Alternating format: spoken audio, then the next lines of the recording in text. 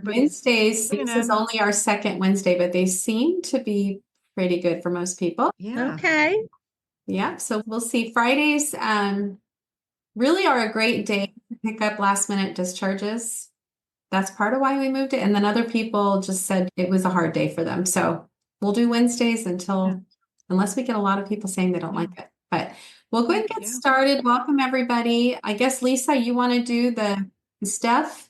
All the stuff? Of course. Okay, here we go. The housekeeping. Hi, everybody. Housekeeping. Lines muted unless speaking. Share stories, experiences, tips. We do want to hear from you. Ask questions, make recommendations. You don't have to put your hand up. You can just say, hey, excuse me, or send it in the chat, which I just sent a chat. Happy Wednesday. Here is the chat. Tell us what you want to know. Reintroduction, since I'm already speaking, I may as well. I'm Lisa Marcellet. I have been in home care forever and a day. Love home care. I've done all of the things imaginable within home care, worn all hats. My other love was marketing. I worked in newspaper when it was still cool before the internet came in and changed it all.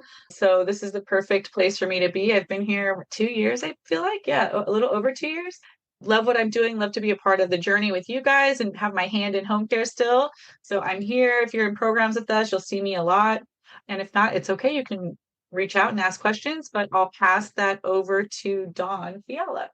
Hi, everyone. It's great to see you. Thank you for joining us. Again, we've moved from Friday to Wednesday. I think everyone's gotten the message, and hopefully Wednesdays are going to be a good day for everybody. So far, so good. I've also been in home care forever. I don't like to always tell the years because then you know how old I am. Anyway, I've done sales, marketing, management, operations manager, done all of it. It's hard to stay in one lane in home care. Lisa usually says that. I'd love to grow the private pay side of the business. If I had to choose my favorite part, that would be my favorite piece of it. I helped grow the last company from like 200,000 in private pay to 3.5 million in under 4 years. And so we share some of that here with you. We have a sales training program that Annette runs where we teach you all of the things. So you'll see bits and pieces of it here in Mastery Circle. And so go ahead, Annette, you're up. Okay. But then we'll get started. Hello, everybody. I know lots of you, 20 plus years, I'll say, so aging myself, but I've been in home care, and I most recently for about 7.5 years as a home care agency as a marketing manager, and I teach the sales training classes here at ASN, and I just love what I do, teaching everybody the tips and tricks of how to get those private pay referrals. Welcome, everybody, and happy Wednesday. And Valerie is co-owner and founder of Approved Senior Network. She's an RN. She couldn't be with us today, but she does all of our amazing online stuff. She's a wealth of knowledge in that area. And then we're the feet on the ground, the rest of us. All right, so we're going to go ahead and get started. First, though, we're going to talk about how to watch the meetings you missed. Lisa will go through that with you quickly. We want to know if you don't know, there is like a portal where you can go in and watch meetings that you missed. So Lisa's going to go through that and the app and all that good stuff. Yeah, so log into the forum here. So if you want to watch anything that you've missed or just to go into the forum and explore, you go here to homecaresalesforum.com. Your username is your email address that you used when you signed up with us, and your password is whatever was emailed to you at that time. If you don't know it, you can just hit the forgot your password feature, and it will look something a little like this. You see it's a little rebranded for 2025. And next slide, please. All right, so logging into the forum, let me make my screen bigger so I can not squid there. Okay, so when you log into the forum, you're going to get this page here. There's the discussion, there's the learning, and you can even see all the people that are involved. But you're going to want to go to the learning. So if you click on learning, it will go to, boom. You'll see these little squares here. And now I believe you'll see 2025, 2024 may be gone, or you may see two different little squares here. Go into 2025. And if you look down just a little further, you can see, actually, it looks like last week's or the last 2 weeks is already updated in here under January 2025. I think we just maybe grabbed the wrong slide. Yeah, there. we need to grab No, a actually, Yeah. click on 2025. Yeah, we just clicked the wrong slide. That's right. Yeah, I see above the we need to update 2025. the slide. Yeah. But you can see all of 2024 replays as well too. You just scroll down and it gives you the month, and then when you click there, you can see all the different meetings there as well. And you can go and you'll see the slides. There will be links within as well as the video.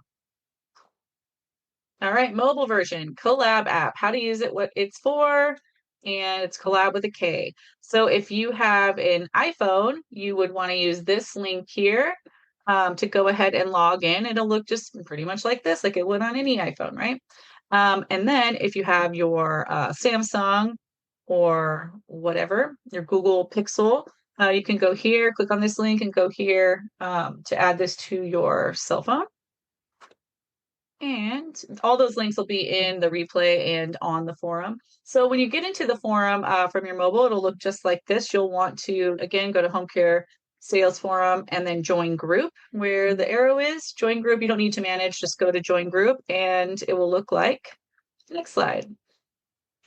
It'll look like this, where you can talk with other industry professionals, other marketers, owners, see what they are doing out in the field, ask us questions. Annette's in there all the time, posting and answering questions. And then we'll go into lots of different things in here and you can talk with lots of different folks. If you look at the bottom of any of the little screenshots, you see there's different pages there. So there's the home page, discussion, learning. If you want to grab any of the Mastery Sales replays or videos there, you can go there to get to that portal, part of the portal as well.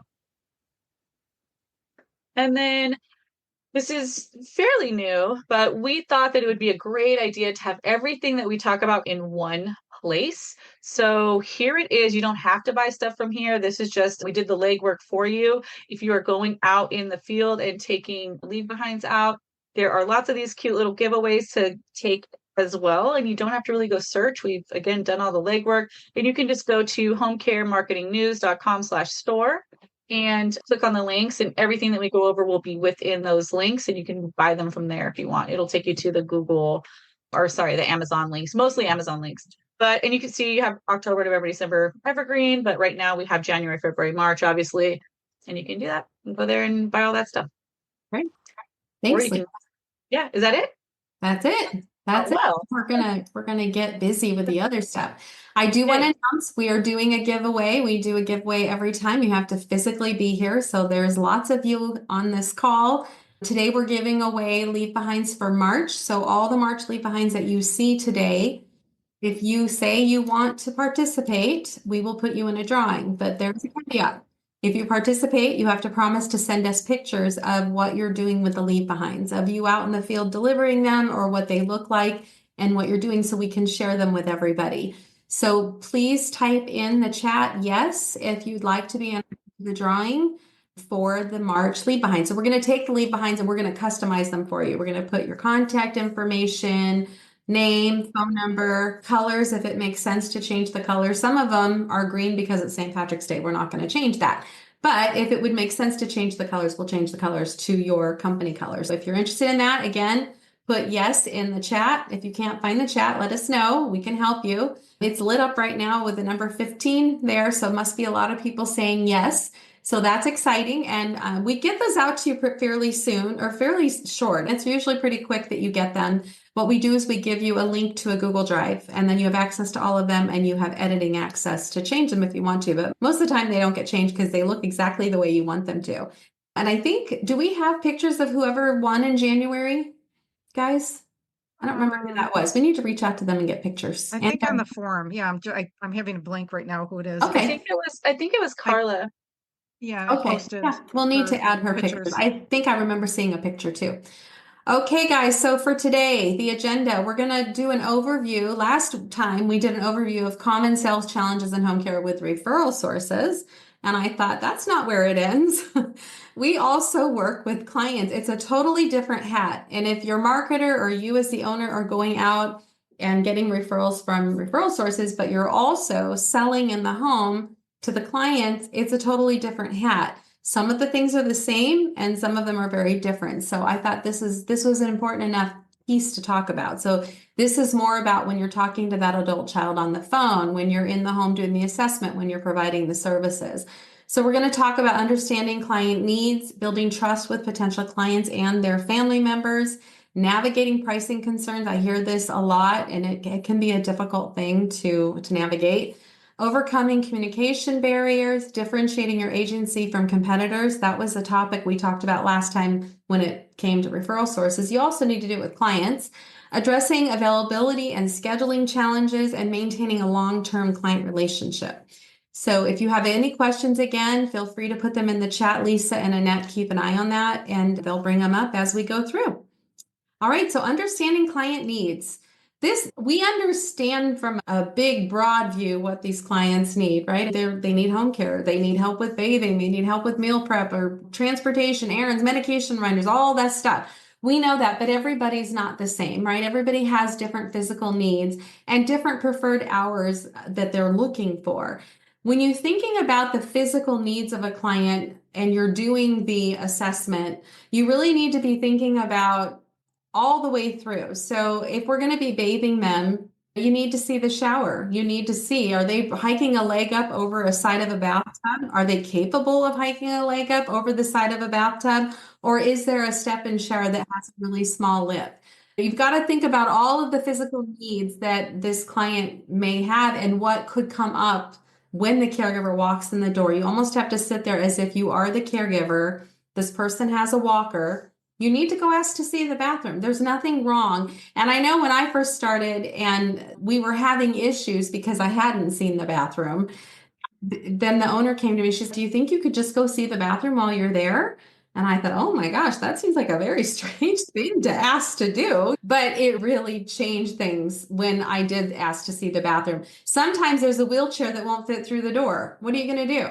Sometimes, again, the bath, you're getting into a bathtub and not just a little shower. So those problems need to be addressed prior to the caregiver getting in there, because when the caregiver gets there, it can blow up. You're too far gone. Maybe mom has waited for a shower for 5 or 6 days. Caregiver's there. Everyone's excited. Mom's finally going to get a shower, especially mom. And then it's not going to work because the wheelchair won't fit through the door, or whatever the case may be. We have to know this stuff prior to service starting. Preferred hours and caregivers. So the other piece of this that can be challenging is I've had clients are like, we want the caregiver to stay until 11 o'clock at night, or we want the caregiver to start services at 4 a.m. A lot of caregivers aren't going to do that. And so knowing that going in is going to be important for you to, it's hard because you want to explain to them 4 a.m. I can probably find one caregiver that'll do that, but there's not going to be a backup plan if she's out sick. And so your part of your job when you're doing that assessment is making sure they understand when they're picking hours, that if they're picking something that's outside of the norm, if you even allow it, you may not even allow it, but if they are, that's going to limit their caregiver availability. It's going to limit our ability to cover that shift if there's a call off or somebody's sick. So I always try to guide the hours a little bit if I could. If they need a shower and they're a morning shower person, 8 o'clock is a good time. 9 o'clock, 10 o'clock, those are good times. Before that with caregivers can be challenging. I don't know if Lisa and Annette have anything to add to the physical needs and understanding those. I would just say, exactly what you said about the checking the house out in the bathroom.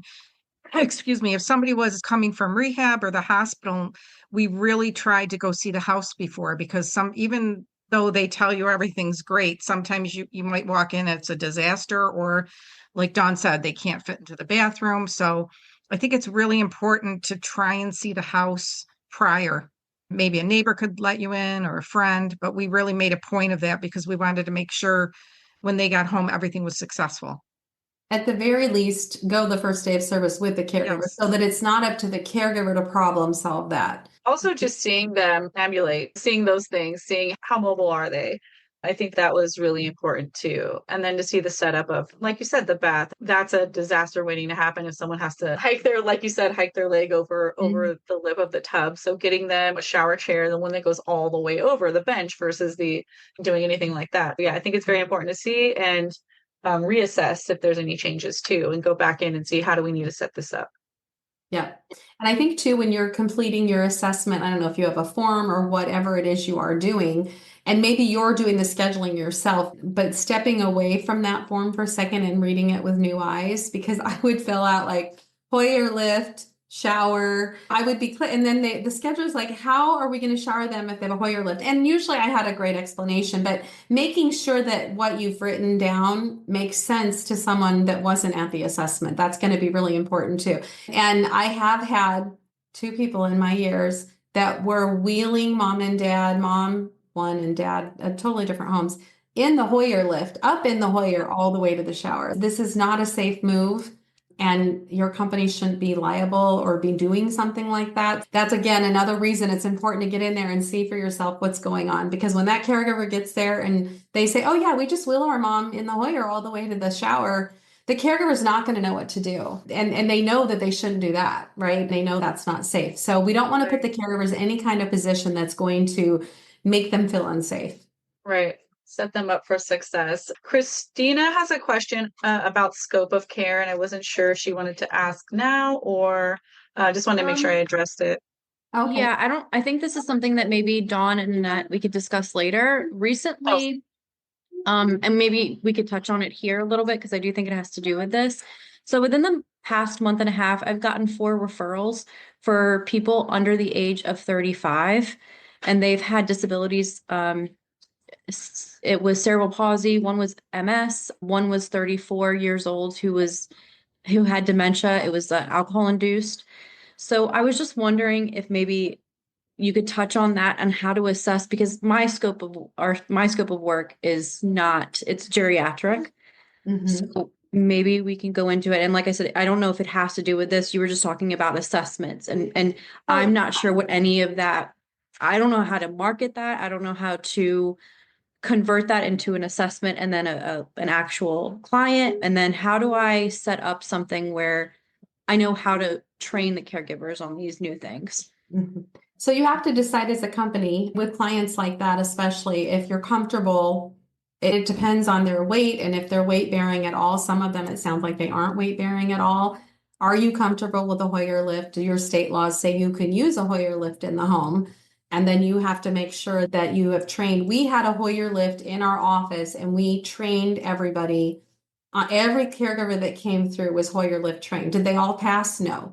If they didn't pass Hoyer lift training, then we would not send them out on a Hoyer. In Arizona, it's very interesting and it's hard sometimes to get the caregivers to understand this. If you're in a skilled nursing facility in Arizona, you are not allowed to operate a Hoyer lift one person. It has to be 2. But in the home, we can do a 1 person. So getting the caregivers to understand that was okay it was a very difficult hurdle to jump. Yeah, it's 2 people here. We have to is use 2 in people the for a home Hoyer too? lift. Yes, absolutely. Okay. So if you're comfortable with the Hoyer lift, it's legal and all of that. You just need to make sure that their Hoyer lift, they know what they're doing. Every Hoyer lift can be very different too. Our Hoyer lift in the office, we found the one that most people were using, but there could be very different ones. So anytime we had a Hoyer lift client, we made sure a QA, our quality assurance person, they were all CNAs. They were very well equipped to train in Hoyer. We made sure they were at the client's home first day of service with the caregiver to make sure that they knew how to operate that Hoyer. And we witnessed them. We showed them and we witnessed it. And the client may or may not like all of this because it's not fun for them, but we need to make sure they're safe and we need to make sure you're not liable for something terrible happening. If you're comfortable with the Hoyer and the wheelchair that goes into the shower air through the door and all of that, and we can do like a slide board. That's where, like Lisa was talking about, the bench is on the outside of the shower and then they just slide along into the shower if they're capable. You really have to go in and assess and make sure that they're capable of doing all of these things to the level that your caregiver can provide. Okay. And that legally within your bounds as a home care agency in your state. Okay. So maybe, yes, it does. It definitely touches on it. And then maybe Annette or you, whoever wants to, we could follow up. I wanted to show you an example of the lead and the level of care that they need and potentially how to convert that. Like I said, there's just a lot more to this question and I don't want to take up any more time. Okay. Yeah, we can certainly do that. We can give Okay. you a call. Thank you. We had lots of clients. We had 2 college students that were quadriplegic and we got them ready for school. We did the bathing, we did all of the things. So not all of our clients were senior, most of them were, but we did have some clients that needed more care, a higher level of care. Annette, did you have something to say? I was just going to say, I'm in New York and I listened to all of you and you're so lucky you can do all those things, but we could not do Hoyer lifts, very strict here, but we mainly took care of geriatric older adults, but we did take care of we had college students, some people in their 30s, 40s. It was rare, but they were people that were within our scope. We didn't we weren't able to take somebody that was immobile but Christina, we could talk, you can give me a call and we could talk a I little can further. talk to her too, Annette, if it sounds like our states might be Actually, more, maybe you better do it, Dawn, because more in line. If you weren't able to handle those things, you might Yeah, not be able to. sounds good. I'm happy to call you, Christina. We can. Great, thank you. Okay. We also had we were a preferred provider for spinal cord injuries at the VA. So we dealt with a lot of those 18 and up. So yeah. Lisa might be a good person to talk to too. It sounds like her and I have the same experience with that. So yeah, we were happy to do that. But I Thank you, appreciate guys. the question because it helps people see how you have to delve in and really see how is this going to work out? Are we going to be able to take this client on, or am I going to bring this in and my scheduling team's going to absolutely freak out because they do that because they have to staff it and they have to stand tall behind the services and know that they've done a great job. Okay, so balancing personalized care with operational constraints. Care needed must fit into the skill set you have on staff. So we just talked about this. Again, if you don't have caregivers that know how to use a Hoyer lift, then you can't really sign up clients that require a Hoyer lift. If you can't do that in your state anyway, then don't. But we had, like I said, we had lead caregivers. They were working a specific amount of hours. So 20 hours, 30 hours, 40 hours. We had all different kinds and we would pay them whether they worked or not, and they would get paid the 30 hours or the 20, whatever what we agreed upon, they would get paid for those hours whether they worked or not. They always ended up working, but they would do our fill-ins. They would go in on a quick call off. They had the skill set to do anything and everything. They could walk into any home. They had the right personality and make it work. And they would go on new jobs with caregivers if there's a Hoyer lift. If I had a call off, that's where they would go. If I had a quick start, that's who would go until I could find the appropriate caregiver. If you don't have lead caregivers, I think, Lisa, what did you guys call them? You had a different name. Gosh, if I can remember. Sometimes we call them senior caregivers, but lead caregivers. I can't even remember. Yeah. Lead caregivers. Yeah. Okay. So anyway, if you have a handful of them, that's a great idea to do all the things we just talked about and having them go to make sure that shift gets off on a good, especially if it's going to be more involved like that. All right, building trust with potential clients. So establishing credibility as a reliable home care provider is going to be really important. Part of that is on the expectations that you set during that assessment.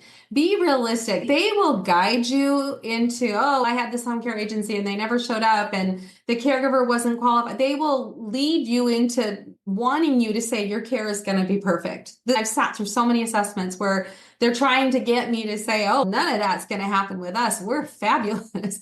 Don't ever say that because you're not fabulous. You're dealing with human beings, right? On both ends. The seniors are human. They're not happy about this most of the time. They don't want the caregiver there most of the time. And the caregivers are human. They have children. They get sick. They get cars that break down. Some of them just aren't reliable. And we don't know that until they don't show up on this client that you're sitting in their living room right now. So set realistic expectations. Don't promise perfection because it doesn't exist. Make sure they understand that you have a backup plan if something were to happen. If they're bringing up to you how another company messed up over and over again, you can say, we don't like to have that happen. It doesn't happen that often, but if it did happen, we will take care of it. Being an expert in this industry is going to help you with both referral sources and clients. To do that, sometimes it's just your language. Typically in this situation, or I have found that when you say words like that, they know that you've been through this before. This isn't the first time. And when you have expertise in this industry, they trust you more. And so using words like that will help. Strategies for overcoming skepticism or hesitation. Perfection doesn't exist. Just let them know that the buck stops with you. It stops with you. We're not perfect. It's not going to be perfect. But if something happens, I will be here. I will be here. I will take care of it. You can always reach me. That's what I would do. That was my strategy.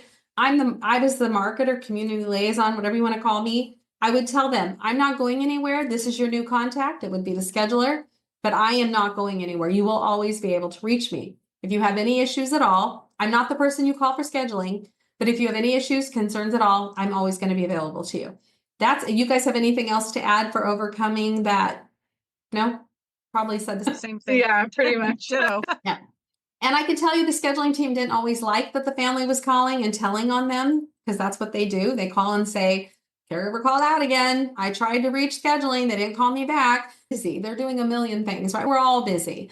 They could reach me because they would text me. Scheduling wasn't on a texting basis with them. So if their phone rang, they might have been on the phone with the caregiver, they couldn't answer. So I would always explain that to them. You can't reach scheduling because they are on calls all day long. You're reaching me because you texted me. And I'm happy to help you. But yeah, scheduling's not always happy with the fact that they're telling on them a lot. They don't like that, but it keeps the client. So it is the way it is. But always redirect them. Oh, you want to change the caregiver for Saturday? Please call scheduling, or I will have scheduling reach out to you. You want to redirect that. You can't be involved in every aspect of their care. You're not going to have time. Right? Navigating pricing concerns. This is a big one. It's important that you are communicating the value of your care and trying not to talk about the pricing of your care. Of course, you're going to talk about the cost, but don't focus on that. Focus on the outcomes, how it solves a specific problem and improves their situation. The adult children don't always live in the same area mom and dad do, same state even. The peace of mind that they're going to get from your company coming in, there is no price tag. What could be $1,000 a day? Like, could be more than that. Like, it's peace of mind. And for the adult, for the senior, when I would be sitting with them and the adult child is telling mom's never going to do this, she's not going to do this, she just won't do it. You can come and talk to her. I don't know how many situations. What I would say is to mom and dad, do you remember when your daughter, and the daughter's sitting right there, was a child, and how you would worry about her when she was at school, or you would worry about her when she went to a friend's house? This is how your daughter feels right now. She's worried about you, and she needs to know that you're going to be okay. And because of the fall or because of whatever is going on, she's concerned. And so she's just asking for some peace of mind. This was a great thing to say during the assessment. And you could just see the worry from the daughter's face disappear, and then the mother go, aha, like the light bulb would turn on. So this is a great kind of thing to get them on the same page. But value selling is like this. Instead of saying this is how much it costs per hour, if they're stuck on pricing, this is how our care improves safety, independence, and overall well-being. You're value selling instead of cost selling. And it changes the outcome. So focus on how much better things will be. If the situation is mom's not eating and she keeps falling because she's weak, then you're going to talk about the caregiver is going to prepare healthy meals that mom's likes. Does mom have some old recipes, a food that she really used to like that the caregiver can make for her? She'll have energy now because she's eating healthy meals. Daughter won't have to worry because she knows mom is eating healthy meals. So you're value selling instead of focusing on the costs. Any questions about that? I keep seeing the chat light up, but it might still be people saying yes. I don't know. There was a question about how flexible it should be with pricing. Yeah. So with pricing, was there more, Lisa? I'm sorry. Oh, no, you're good. Okay. With pricing, I don't usually give like a flat, it's $33 an hour. I always give a range. It can be from this amount to this amount. I really need to sit down with mom and dad, mom or dad, to give you the actual price per hour because there's a lot involved. I don't know what kind of caregiver I'm going to need. I don't know what the skill set. And then they'll say, oh, she's really easy. She's really easy. It's going to be fine. I'm sure we're going to be the cheaper rate.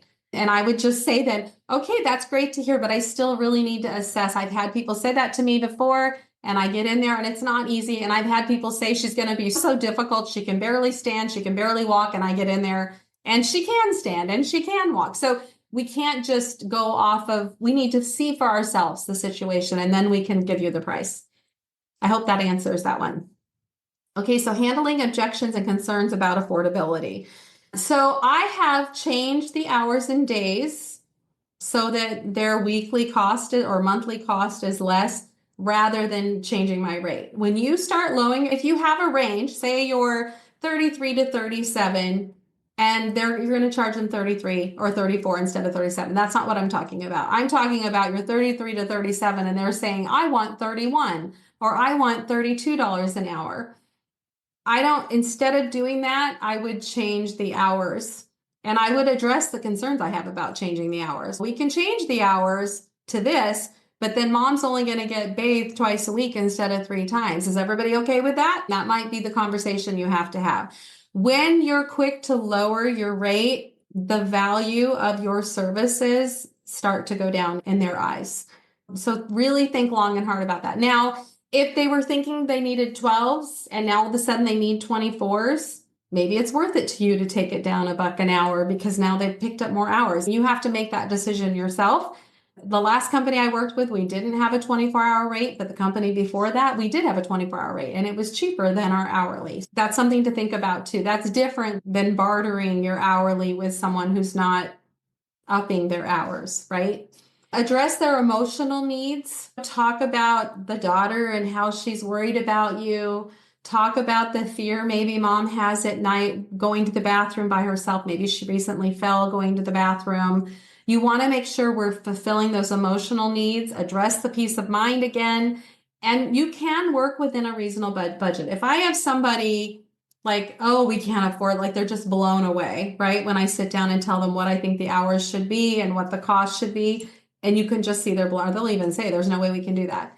Then I will say, how much can you afford a month? And it has to be reasonable. If they say $20 a month, obviously this is not going to work out, right? It has to be in a reasonable amount. If they give you an amount that they can spend, divide it by your hourly rate, then divide that by, then you get how many hours a month you get, divide that by the week, you see how many hours a week they can take and work within their budget. And we tell social workers, we can work within their budget, a reasonable budget. You don't have to say, oh, it's a social worker. Sometimes there are people that fall between the cracks. They don't qualify for Medicaid and they also can't afford private pay. And it breaks my heart. I hate that. I really hate that. But there are some that are going to fall between the cracks.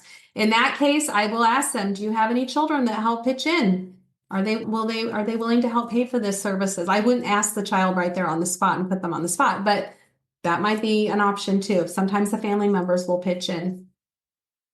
We used to also have, I used to bring out little calendars, blank calendars. Sometimes the family would come up with kind of something where, okay, well, we're going to be here for this time frame, but we need you guys for this time frame or some sort of variation. So I would write it out for them so that they could see it, get a visual of what this looks like as far as you're going to take all of this time. And then we would get more of it because they would see it in front of their face. Wow, I have to work. I have to get kids to soccer. I have to do, oh my gosh, I'm going to be here doing this. And that way it really helps create a visual too for the time. If there was, and a lot of times it is a budget thing, but then when they start to see the time that they will be spending doing that versus living their lives, it makes a difference too. Yeah, I think that's a great idea. And a lot of times they will. And I've said that to them. Well, if this is what you can afford, maybe a family member can do this, or maybe a neighbor can do this, or there's somebody else. And when the kids see that, sometimes they'll pitch in, or sometimes mom or dad. What I hear more often than not from the adult children is, my mom has money. Don't let her make you think she doesn't. She just doesn't want to spend it. That's usually, and I see Annette shaking her head. That happens a lot. That doesn't mean you can Many assume times. everyone has the money, but most of the time I have found it's like we go from they only want 3 hours a week and now they're like, oh, that sounds really good. Let's do 30 hours a week. And I'm like, where did that come from? You just told me you didn't have any money. So you just never know. You don't know. And you can't always tell by their home or the way they carry themselves. I've had very wealthy people living in a small 3-bedroom house from the 60s that hasn't been updated. And that's probably why they have money. They haven't spent any money. I don't know. I have no idea how any of that works for all the different people, but you try to work within a reasonable budget. Sometimes it's easier for people to take their money from the month and spread it out. And that calendar idea is a great idea too, that Lisa just shared. The ones who had the money are usually the ones I ended up having to wait and collect from as well. Oh, no. That's true. I've had 2 24s where I had to literally go out and pick up a check every week. Yeah, wild. Okay. Overcoming communication barriers. Ensuring clarity in conveying services and benefits. So be very transparent. And I like to say to them, I'm being very transparent with you. The time, like you want us to be here at 6 a.m, I can probably find a caregiver that'll do that. But if she's out sick, I don't know. You have to leave for work. We need to talk through this. Let's talk through this a little bit more and see if we can come up with something that works better. Don't overpromise. I know we want to get this client signed, right? It's important. You've grown your businesses. We want to get them signed, but don't overpromise to do it because it'll backfire every time. If you're concerned about the schedule they want, explain the possible outcomes and your concern with these outcomes. If that daughter, they're living together and a daughter has to leave for work at 6 a.m. and she can't leave until the caregiver gets there, we all know that's going to be a problem. We all know, unless you're physically going to go do that yourself, we know that's going to be a problem. You're going to have one or two. Annette and Lisa, would you agree 6 a.m., even 7 a.m.? Yeah, it's early. We had a few caregivers that would go early, but then if that person called in sick, it was hard to find somebody else to go at 5 or 6 a.m. So yeah, Yes. And late at night definitely. too, anything after 10 p.m., like ending after 10 p.m., that's Yeah. another that. And so if you guys Mhm. are new and you don't know this, okay, write this down. It's just hard. And you'll find It the one is. caregiver that's willing to do it. But then boy, she calls out sick or something happens, you know. And so if you've said, if you really want 6 a.m., we'll make it 6 a.m. Just know if that your caregiver, the one person we have calls out, it's going to be a struggle. And if you're okay with that, fine. And I sign people up like that, and they have been okay with it. And they Yeah. have figured out some other something else to do that day, or until we get somebody there. They have a neighbor run over and sit with mom. As long as they know ahead of time, nobody gets upset about that. You just have to be very clear. Practicing predictive investigating sounds so high tech. But I do, boy, when I'm sitting in that house, I am looking at anything that could blow up, anything and everything. You have to ask if they have a cat. There's many caregivers that will not go to home with a cat. I love cats myself. They just won't go. They're allergic. They're scared. I don't know what the case may be. So if I see a cat bowl or a food bowl on the ground and I ask them if they have a cat or dog, I'm going to say, wow, I see a food bowl. We have to know, because you guys, if you think, oh, it'll be okay, it won't be okay. That caregiver is going to get there. No one told them there was a pet, and now there's this huge dog when they walk in the door that they hid from you. So you do have to be a detective. And if there are cats, what are you doing about the cat box? A lot of caregivers don't want to change. And Medicaid in Arizona doesn't allow the caregivers to change the cat box. Private pay, we did, but we had to tell the caregiver and they had to be okay with it. And not all of them were okay with that. So try to think about all the things that could go wrong. I hate to be a pessimist, but you don't want the caregiver to have to problem solve any of this. You don't want the caregiver to think we hid this from them so they would accept the job, because that's what they're going to think. They're going to think you knew there were 8 cats in this home. You just didn't tell me. That's what they're going to think, even though maybe we didn't know. Annette, I see you have something to add. I was going to say, for some reason, we just had so many caregivers that would not go with cats because of allergies or people. But also, sometimes I would go to a house and it just smelled like smoke. And I knew they smoked, but they weren't smoking and nothing was around. So I had to say, do you smoke? And they might say no. And I go, I smell smoke. Because we had caregivers that really would have a hard time going to if there was cigarette smoke. So you have to ask, sometimes they don't bring it up and you have to ask those questions. And while it might be uncomfortable for you to ask and difficult for you to ask, it's going to be much better coming from a salesperson, someone who's got that personality to play it off as not super serious, than it's going to come off from a caregiver that walked in and has said, I don't want to be around smokers, and here we are, and is upset about it. That's going to blow up. So much better to ask this. Also, I went into homes in the winter here, and it's not that cold. I'm in Arizona, and they've got the heater on 90. I can barely breathe in this house. How is the caregiver going to be up on her feet, running around and doing things when it is 90 degrees in the home? So I'm going to address that too. I'm just going to say, it's a little warm in here. Do you always keep it this warm?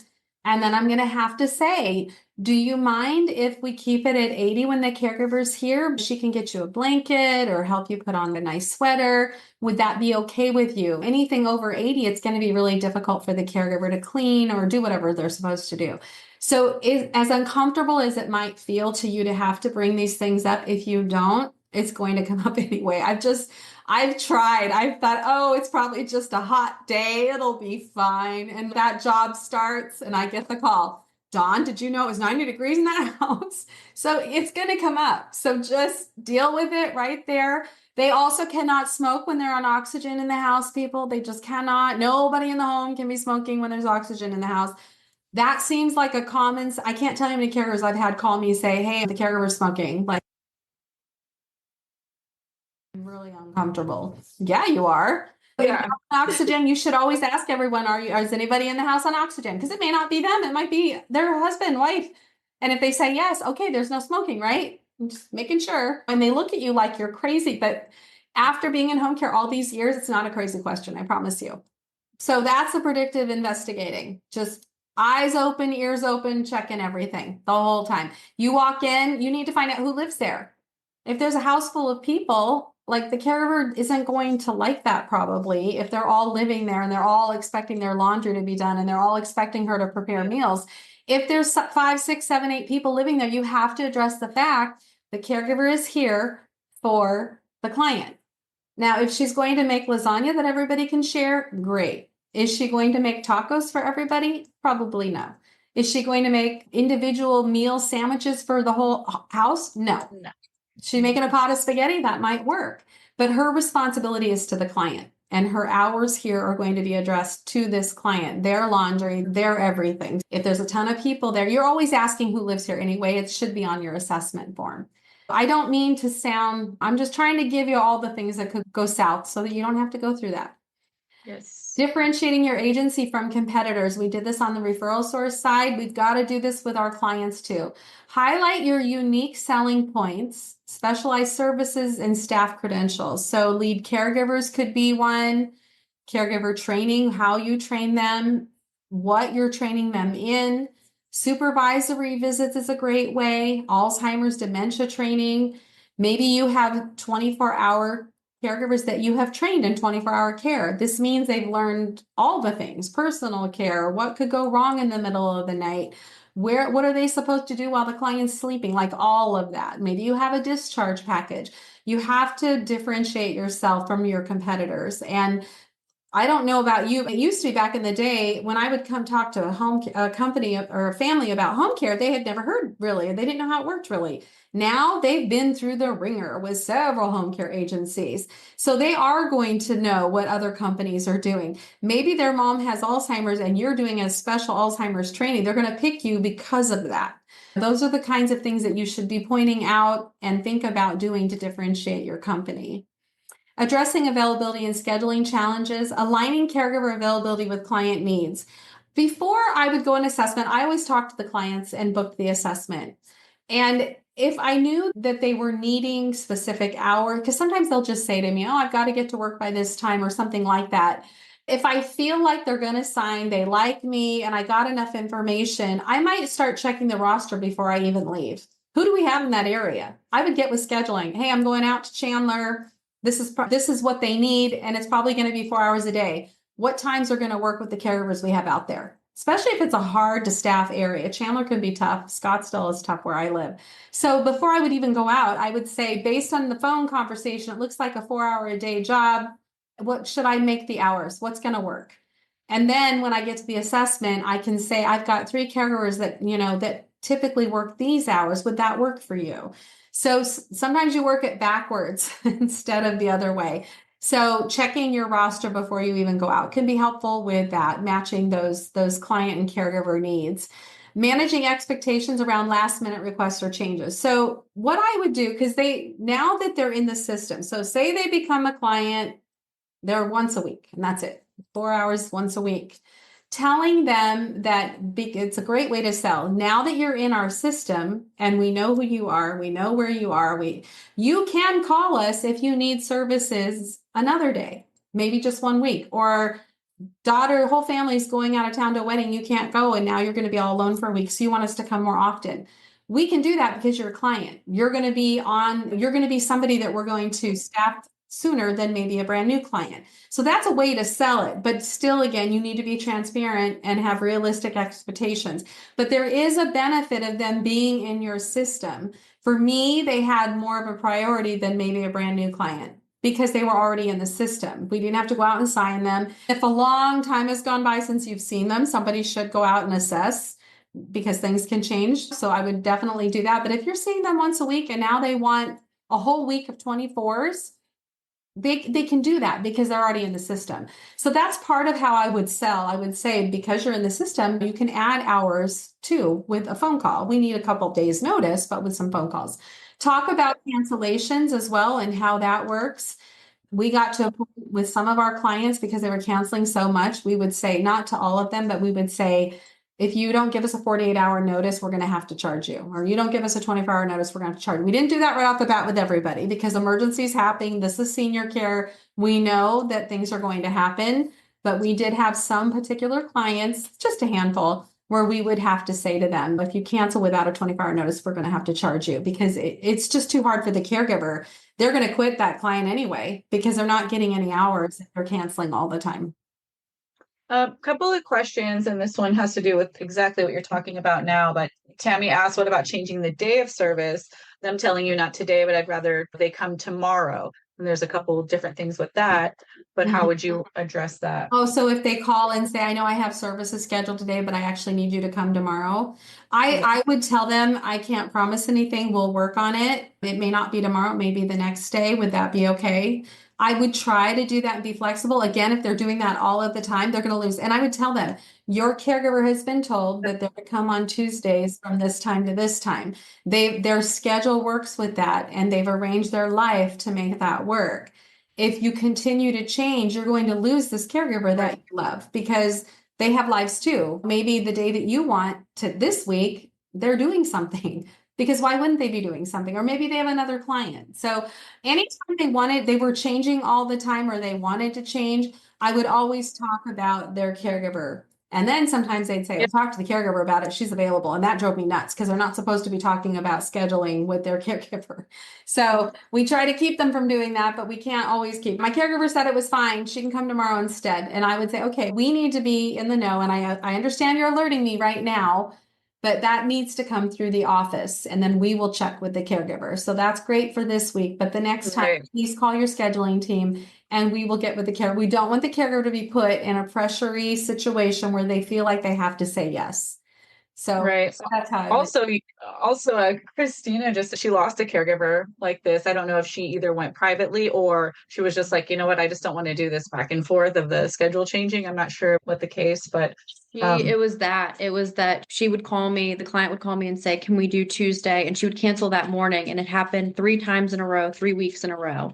Right. And our really good caregiver, one of our top caregivers, just texted me when I said, hey, can you do Wednesday instead of Monday? She goes, I can do this Wednesday, but then please, this is my notice with her because it's it fluctuates and a lot of the caregivers like consistent schedules. Yeah. So I agree. Yeah, I always, the very first time, we can do it this time, but you have a risk of losing your caregiver if we continue to do it. And they do, they leave because they love that client and they want to satisfy them and they want to be there for them, but they can't let their life be dictated. That's too hard. Okay, we got to keep going. Okay, maintaining long-term client relationships. So regular check-ins with your clients are super important. You're updating the care plan. It reinforces trust. So the first day of shift within 24 hours, the scheduling team or the marketer, whoever you want, calls in to see how service went. Somebody should also probably be calling the caregiver and see how it went because a lot of times caregiver on a new client is a new caregiver too. That can happen. So you want to make sure it went well on both sides. Supervisory visits, like 90 days is good unless if they're a high biller, a 24, you want to go more often and make sure they're happy. If they're hospice, you want to go more often. If they're bed bound, you're wanting to go more often. Make sure they're not getting bed sores. They're happy. A Hoyer lift, if they have cognitive issues, I would say more than every 90 days, maybe every 30, because for those reasons, it's obvious why you would need to go more often. Proactively address potential issues to ensure satisfaction. So anticipate challenges ahead of time. We've already talked about that. Check in with the first caregiver, see how it went. Did the care plan match or maybe it didn't? Is this client nice? Let's hear from that first caregiver how it went. Train caregivers to always alert the office when there is a change in the care plan. Maybe I signed up the client and I missed something and the care plan doesn't match. That from that day on, it's always going to be that it doesn't match unless that caregiver calls the office and tells us, actually, she can't help transfer. It was terrible. I don't know what Dawn was thinking. Whatever it is, the care plan needs to be changed for the next caregiver. We don't need this to keep happening. And then the adult children and the client are upset because the caregiver again came in thinking this person could transfer and they can't. So always get that care plan changed. And that starts with the caregiver. Competition. How do you stand up? You differentiate yourself, strengthen your relationship with the client and family. If you're calling and checking in and alerting the adult child of things, you now have a strong relationship. They can tell you when things aren't going well instead of just quitting because they're too scared to talk about it. Differentiate your services while they're on service. So maybe you have a geriatric care manager and all the other home care agencies don't. Make sure they realize that and that they're using that service. Maybe you do call them on the first 24 hours after their first day of service, and none of the other home care agencies did. Whatever it is that why they picked you, make sure that they're getting that, whatever that differentiation is. Be a reliable partner, communicate back and forth with the adult child, make sure you have HIPAA. Make sure they've done HIPAA and that it's okay to do. But alert that adult, hey, I just want to let you know your mom, the caregiver called your mom. They really had a tough day. You might want to call and just check in. She's okay. She's safe. She's not hurt, but she was really sad today. Just thought you'd want to know. They love that. They need that. That's the peace of mind, guys. Showcase your expertise. Always be showcasing that. If you have a geriatric care manager or it looks like mom's dementia is getting a little bit worse, I'm going to have my Alzheimer's a certified staff member come out and visit with your mom today. That keeps them on service and keeps them from calling your competitors. Okay, Lisa, you don't have a lot of time. We can go over a little bit. I'm so sorry it ran so long. Go for it. Anyone who asked, there's a couple of questions in there. Okay. We've already made arrangements, so we'll call you guys after if that's okay, just so we can get through all of this. If we Okay. have time, we'll come back. But just wanted to let you guys know that. Okay, so mark your calendars. February 21st is a Friday. It's National Think a Caregiver Day. This isn't really a handout or anything. It's just a reminder to you guys and some cute little quick ideas if you wanted to do something for the caregivers, maybe hold a open house. That's what we did. We had an open house and had food and things to give away, bags, like a little care bags with candy, maybe like a protein bar, water, little maybe pad of paper, pens, things like that, and little cute things like this. I know that one of them had their nice keychain. It was all about appreciation and a cool bag that they can reuse, like when they take to jobs and shifts and everything. So just remember them on that day. All right. So for February, we have Happy Groundhog Day. Don't let last minute discharges cast a shadow on your day. So this one here on the left, you would take out to your social workers and talk about your last minute discharges and how you have caregivers ready to go. This one says our caregivers are prepared to get your patients home safe and grounded within just a few hours. And then on the right here, don't let a fall cast a shadow on your day. This you can take out to others and just let them know that you are ready to go with this. You can get someone home safely. If they fall in, you'll keep them safe at home. All right, I'm going a little fast. Another one, healthy heart tips. So February is American Heart Month. Our caregivers can help seniors stay heart healthy at home by helping to relieve stress by doing a lot of all these other things. I used to love to let people know that we were able to prepare healthy meals and have them ready, like on deck for maybe warming up or heating up later. That was such a huge thing that people needed and didn't realize. So I like to incorporate that anytime we can, that yes, we do all of these things, right? We can take someone outside to get some vitamin D, do some exercise, physical activity, healthy meals, all of that stuff. They need to know that this is all kind of encompassing with home care. You can do all these things, constantly reminding them. And if you want to go in and customize, you can. Sorry, the links are at the bottom here. It'll also be on the forum, but there's a Canva link where you can go change everything if you wanted to. And then the Google Doc where you can go in and just customize it to your contact information and logos. And then boom, you're good to go. Print that out and take those with you. Another one, feeling like life just turned up the heat. Don't sweat it. We have trained caregivers standing by to take the heat off family and provide excellent care at home for all situations. I feel like this is talking about just everything that we talked about today, right? Every situation. And not that anyone cares, but it's National Sauna Week, February 20th to 26th, but it's just a different take. And I think it just will bring attention to what you're bringing in, what's not the norm. And then again, you can customize those. For the February leave behinds, for each of them, you can use any of these that you want to. Stress balls are really popular, especially heart ones that are Valentine's Day colors. And then the shower steamers, I think that would go really well with the sauna. When they're individually packed, you get those organza bags that tie, and you can hole punch your leave behind, and attach it to your bag, the little ribbon there, and just take it out. And it's a cute little gift, and they're going to remember you with all these different ideas, I believe. Just make sure you keep going out all the time. All right, next slide. February leave behind. This one is a little tricky because you are getting cell phone numbers for social workers. This is a game changer for you. It's just a little giveaway. Enter to win a Valentine's Day self-care gift basket. You're getting them to come out and get this from you because this is important. They could win the best thing ever, self-care gift basket. You can make it whatever you want to. You can spend $50 on it. You can spend $20 on it. Doesn't really matter. But they don't know that. They're just entering to win and you're getting their cell phone number. So this is really cool. Love this idea. And you can pair it with, yeah. So these are just like a cute little idea, little Valentine's Day cards. It'll really literally hold probably like 10 Skittles. But so it's really cute. This is another way you can use that. Text me with how many Skittles are in the jar. Easy peasy. No one really, everyone would win, but you're getting their cell phone numbers. So that's what's important. And it makes it a little interactive too and fun. March leave behind. So it is National Social Worker Month. This is like the day, right? So you want to go out and make sure that you're saying thank you to all of those social workers that you know and don't know. This could be your icebreaker here. We just appreciate all that you do. And we want to thank you for trusting us with your patients. We're getting them home safely and that you continue to give us these patients to get home safely.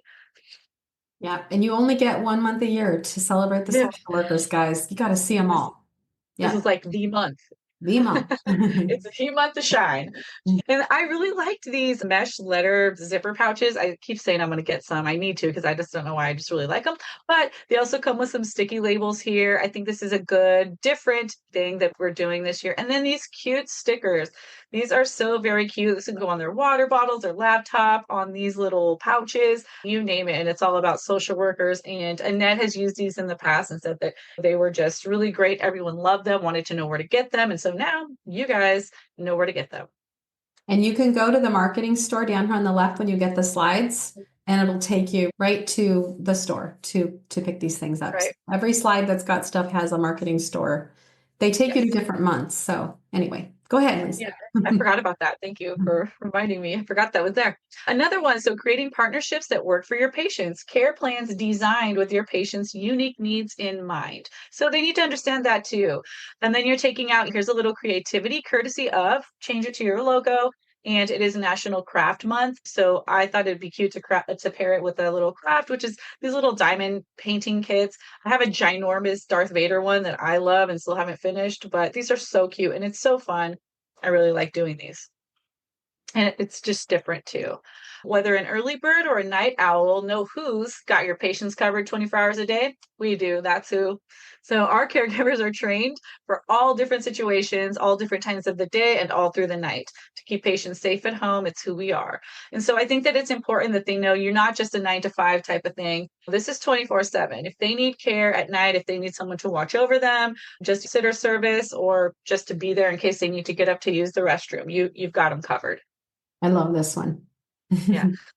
And then just some cute little owl things just to tie in the little theme there. The sticky notes, owl bags you can fill with candy or any other tchotchkes like your pens, hand sanitizer, you name it. And then these cute little guys just glow in the dark, and I just thought they were cute. And then we have St. Patrick's. So if you're in a pinch, you're in luck. We will get your last minute discharges home safe today. Happy St. Patrick's Day. So just want to let them know that, again, this is a big one because last minute discharges can happen all the time, or they were planning it and then it just took forever to get transport or whatever the case may be, or one person to sign off, or even meds. You want them to know that you're accustomed to this. You understand that not everything goes as planned and you are ready to go anytime that they need you. And if you go to the next slide, boom, boom. Okay, just very simple beaded necklaces. You could actually cut like a little cutout on the top and the bottom to push that beaded necklace through, and there it is. It's your pinch protection. You could also get these cute little boxes, fill them up with rainbow coins. I just thought that would be really cute too. Any of this would just make someone smile and remember you. April, These are new. Woohoo. Whew, okay. But planting seeds of support helps patients thrive at home. It's National Garden Month. And as an afterthought, I was thinking a garden basket would be good. Get someone's cell phone number for that, maybe enter to win. But right now we're doing this one. Our home care team will put a care plan in place, ensuring your patients thrive at home. So again, we just want them to know that you are on it. You will put a care plan together with when you go out and do an assessment, and your caregivers are ready to go. They're prepared. These are really cute little papers. They're seeds within the paper. I don't know if you guys have ever seen these, but they're really cute. You soak them and plant them, and it'll grow. These are wildflowers, for example, and you just get the little envelopes here, and there's links in the store. Throw your logo on that, and maybe add 2 or 3 in there. And there's like 100 in the pack. So I just thought this was really cute to watch them grow, just like we want to grow your home care agency and grow your clients and your referral Very basis. cool. We want to vitamin C you stay healthy. So April 4th is National Vitamin C Day. I used to do something like this all the time, just anytime it was flu season. But I would just take out like a bunch of oranges or cuties with like my information. So this is just a step up. But you can also do these emergency hydration packets, or like the individual ones. You just shove them in a water bottle and you're good to go. Lots of vitamin C, keeps you hydrated. Or you could take out some oranges too. I used to love to do that. And when I would go back in the day when you could actually go to the nurse's station, they liked it. Mhm. They absolutely loved it because it was different than donuts. It was different than candy. It was different. It was a little more thoughtful. All right, our little fuzzy guy, he's so cute. So last minute discharges got your feathers ruffled. We're ready to spring into action. And we're no chickens. Get it? Because he's a little chick, but with bunny ears. Okay. Our care team is ready 24/7.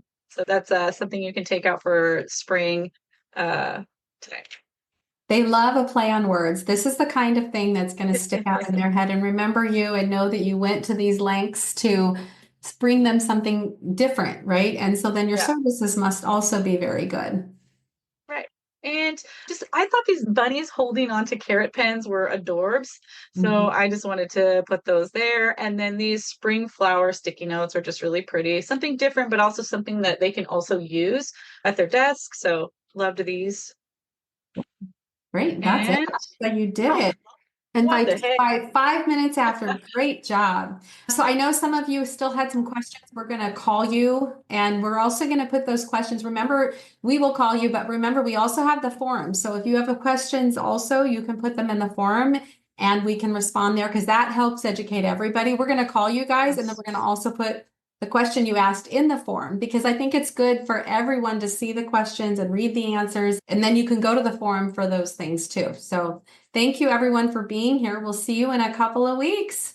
And Bye, guys. will the slides and everything get sent today or tomorrow? When do we do it, Annette? Usually the slides go with the replay, so look for it in the next 24-ish hours. Okay. You'll, Okay. you'll get Takes a you'll while get an to- email from Stephanie. Yep. Okay, perfect. Thanks everyone. Have a great rest of your day. Thank you. Bye-bye. Bye-bye.